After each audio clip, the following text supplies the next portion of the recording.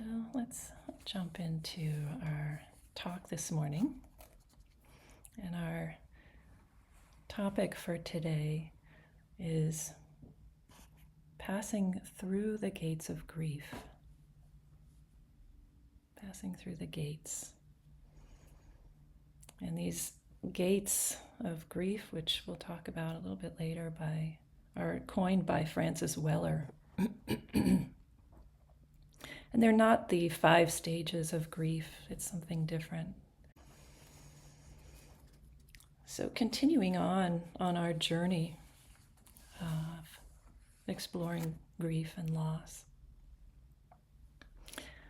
as a portal to true happiness. So when loss happens in our lives, we lose people, we lose abilities, we lose dreams, relationships change. We often ask ourselves, why me? What did I do to deserve this? And if not that question, maybe something else, but we often wrongly view the loss that happens to us as an exception rather than the rule.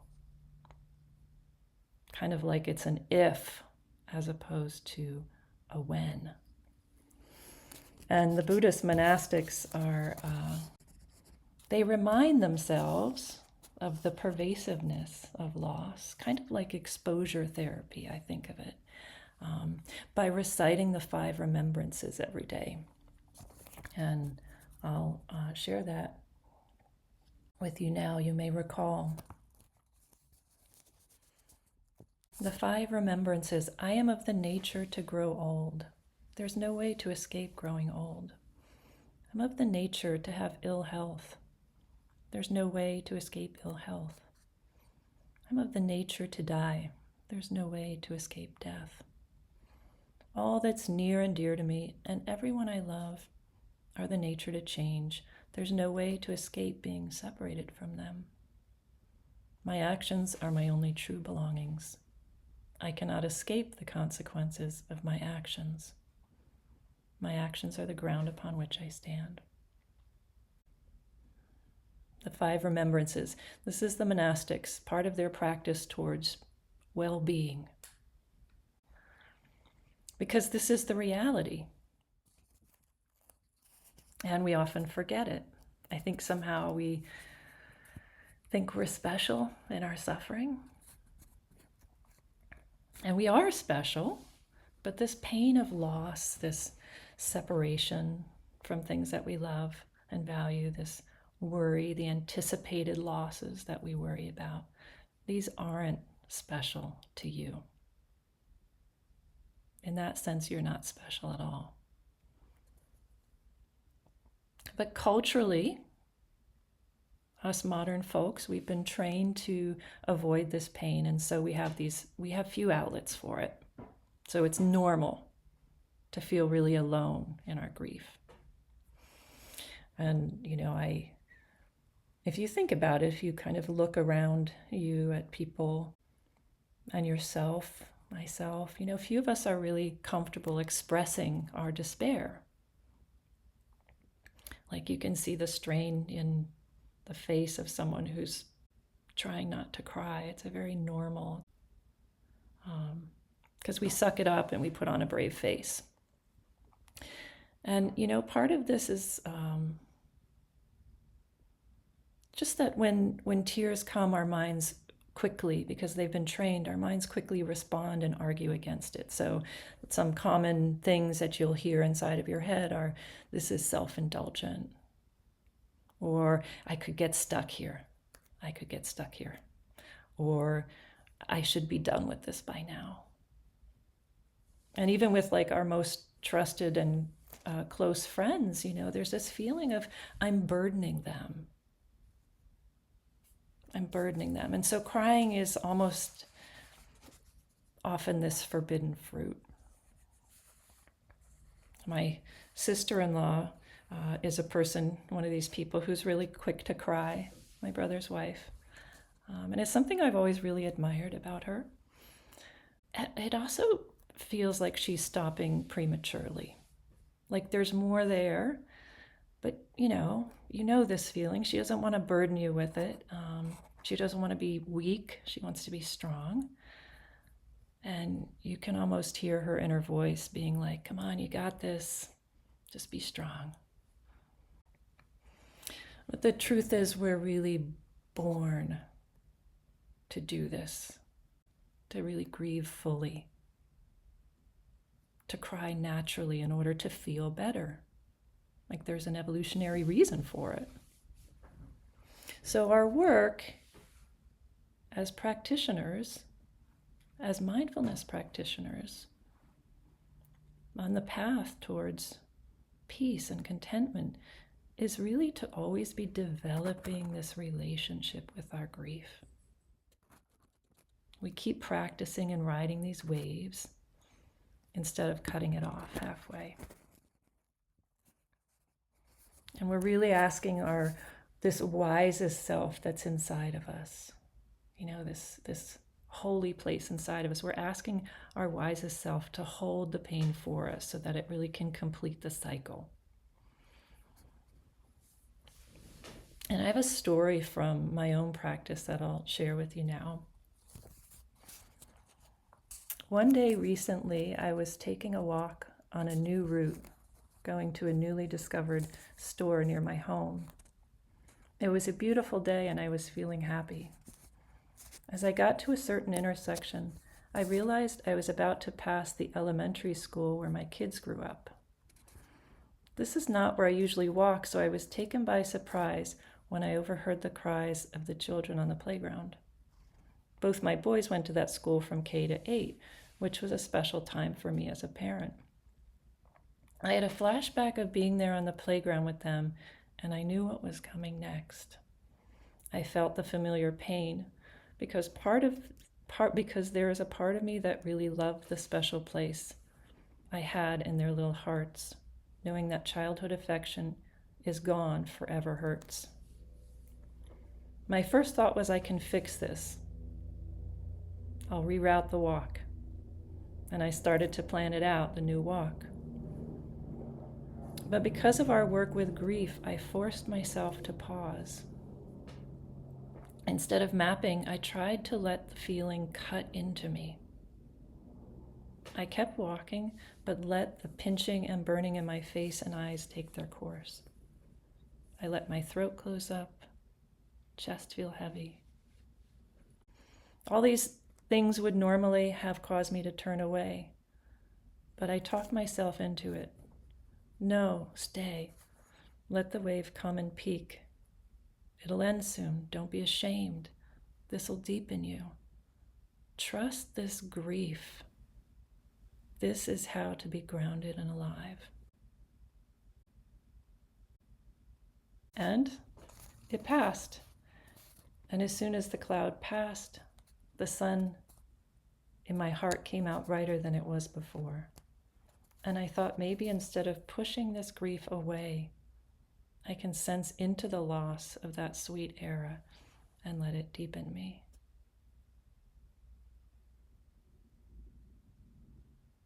So the instinct is so familiar. I had to write that out because it's so familiar to just go in the natural route of just fixing it, make it so that it's not there.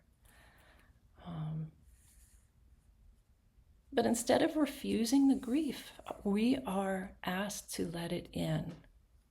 We're asked to sort of develop this capacity because welcoming it in is actually the secret to being alive. And once you've experimented with it, you'll start to sense it. Oh, there's a joke. Whenever it rains, my girlfriend just stands at the window looking sad. Maybe I should let her in.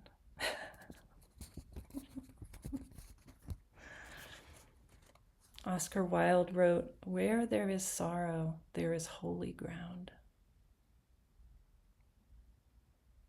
And Weller refers to this holy ground often, calling it the sacred ground of grief.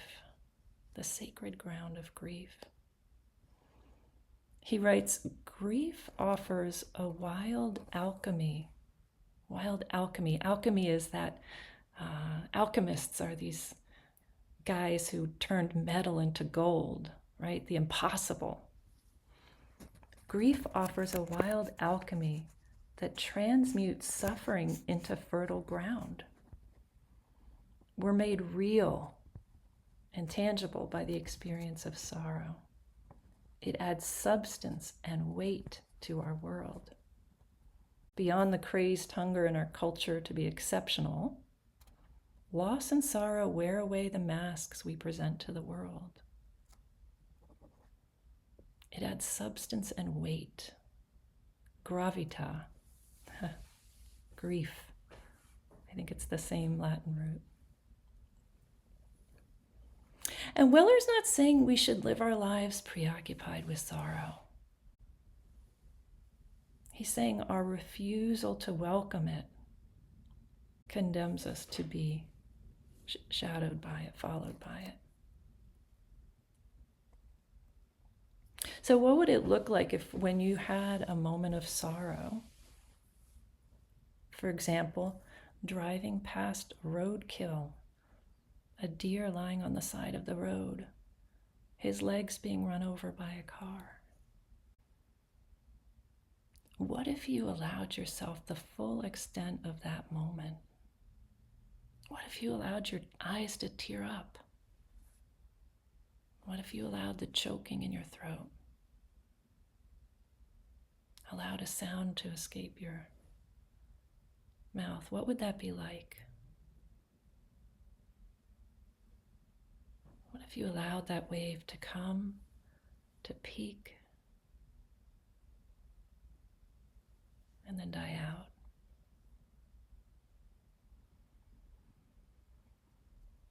This is the work. And it's a rebellious work. We're not culturally prepared for it.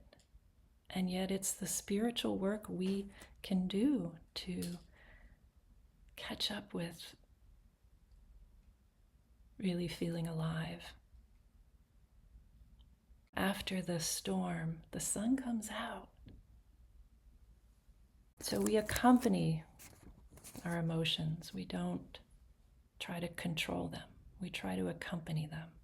We try to stay alongside them. It makes for good spiritual digestion. No Rolaids needed. And I'll just say here, we work with the daily small griefs. For me, when I see something like the deer, it's not going to keep repeating and repeating each time I walk through my home and am reminded of this. And so it's a place where we practice, because you don't run the 5K without practicing, right? You know you won't be able to do it. You have to lean in slowly and carefully. I'm going to share something now. Let's just get a closer look, because I want to just show you how many opportunities you have for this practice of accompanying your grief. There's so many opportunities for it in your daily life. And these are Weller's, Francis Weller's 5 Gates of Grief. I'm going to share them on the screen. I'll read them so you don't have to look at the screen if you don't feel like it. Here we go. So this is Francis Weller, The Gates of Grief, from his book, The Wild Edge of Sorrow. So there's 5. The first one is kind of what you would expect. The first gate of grief. Everything we love, we will lose. This is the 5 remembrances. Loss of someone or something we love. Loss of those who depart this earth before us. Parents, spouse, children, or friends. Loss of home, animals, places you've loved, loss from illness or injury, treasured skills and capacities, loss of a life dream. Then he moves on to the second gate, the places that have not known love, places in ourselves never touched by love, parts of us we had to tear off in order to receive welcome or acceptance, places inside of us banished and wrapped in shame, what we judge harshly in ourselves, holding in contempt. Places within us that live outside of our compassion, our warmth, and our welcome. Portions of our soul appearing as addictions, depressions, anxiety, or other symptoms calling for our attention. So this is the second gate of grief, the places that have not known our love. Opportunities to lean in. The third gate is the sorrows of the world,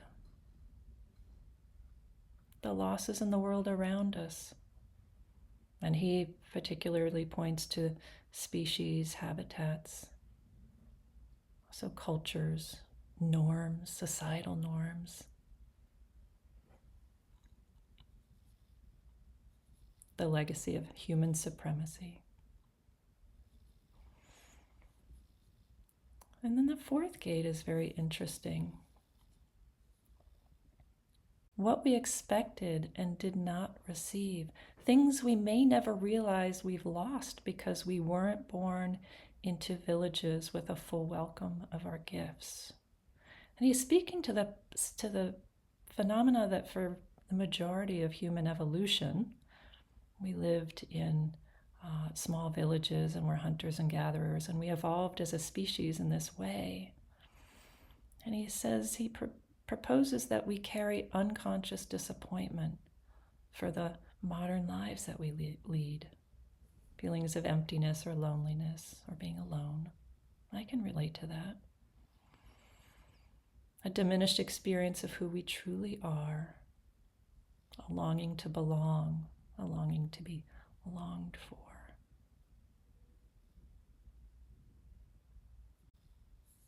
And then the last, fifth gate is our ancestral griefs. Unacknowledged and untended sorrows of those who came before us. Our parents, our grandparents. And he frames it up as a lost connection to land, language, rituals, etc. A sense of being orphaned between the old and new worlds. The collective soul grief, oppression, abuse, like that. Our parents, our grandparents, our great-grandparents, and so on. So again, he offers these opportunities, these sources of psychic pain, I guess you would call it. These are opportunities for waking up, opportunities to be alive, to be more grounded. He explains that unexpressed grief hardens us. Unexpressed grief, when we choke, when we cut it off, when we turn away, we become rigid. We stop moving in rhythm with the flow of life. Grief is part of the dance. Grief is suffused with life and energy. It's untamed. It's not a state of deadness or emotional flatness. It's an emotion that arises from the depths of the soul. So going back to Tara Brock's workshop, her main point after 2 days spent together exploring this. The felt, the understanding, the practice rests on the fact that the felt sense of grief, the felt physical sense of it, is the most important thing to know. Not the stories that continue to feed off of one another, not the world that's up in your mind, the imagination, but bringing your awareness and your attention right down into the physical body that you walk around in, and understanding what that grief feels like physically in the body. How are you specific to your grief? What is the physical feeling in your eyes, in your face, in your throat, in your chest, and in other parts of your body? So the idea is to dissolve into that, to really embody that. Don't jump to a distraction right away. Like, let it cut deep first on the physical level.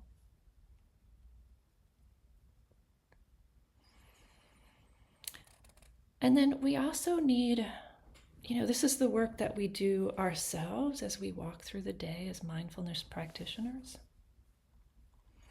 And then we also need containers outside of ourselves, right?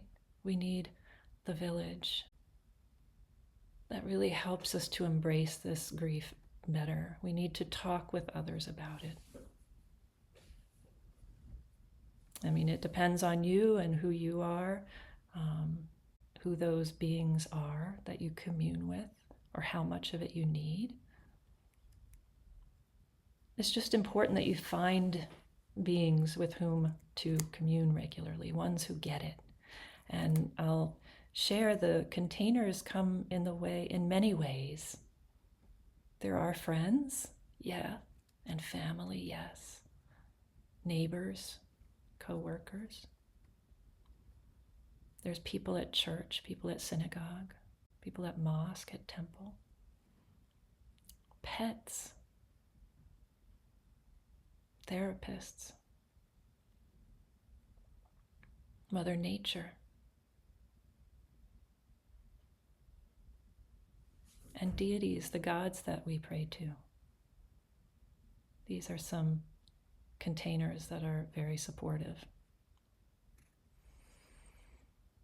And as a person who follows the Buddhist teachings, there's the Buddha. They talk about the Buddha we have inside of us.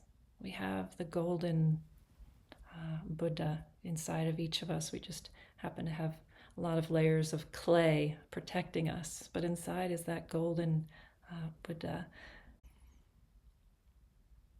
And I'll conclude with a story that I heard that inspired me, because I happen to be a writer.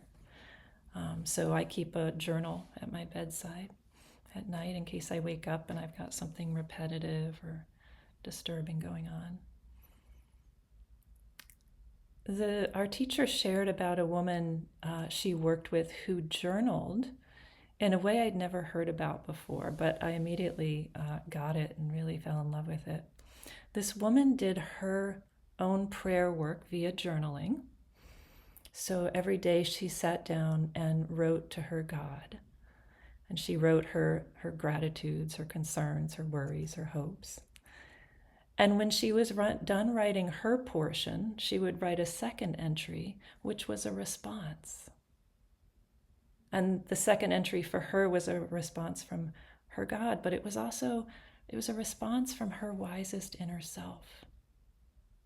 A response from that golden portion of us that's deep inside of us. I thought that was really beautiful. And if you aren't a writer, you can speak these things aloud. So I'll end with a poem by Denise Levertov. I don't know if I'm pronouncing her name right, but she's a wonderful, thank you, Pam. To speak of sorrow works upon it, moves it from its crouched place that bars the way to and from the soul's hall. To speak of sorrow works upon it and moves it from its crouched place, barring the way to and from the soul's hall. So our work is to work on it, to work upon it,